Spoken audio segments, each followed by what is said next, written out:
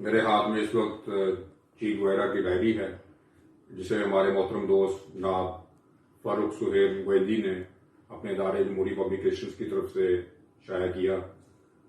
جیسا کہ آپ جانتے ہیں کہ چی گویرا دنیا بھر میں امریکی سامراجیت کے خلاف ایک مزاحمت کا استعارہ بن کر ابھرا۔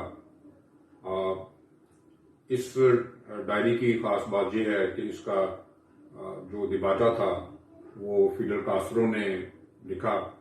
چی گویرا کے نظریات یا افکار جو کچھ بھی تھے وہ اپنی جگہ، تو اس ڈائری کا مطالعہ بہت دلچسپ ہے، اور میں اس میں سے ایک اقتباس پڑھ کے سناتا ہوں فیڈل کاسٹرو کے دباچے سے۔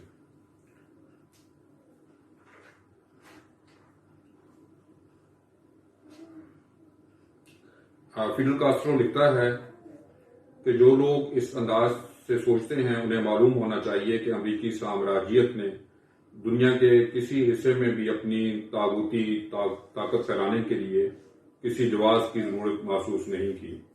کیوبا کے انقلاب کو ختم کرنے کی امریکی کوششیں اس وقت شروع ہو گئیں جب ہمارے ملک میں پہلا انقلابی قانون بنا۔ وجہ صاف ظاہر ہے، سامراجیت خود کو دنیا کا فوجی حاکم سمجھتی ہے۔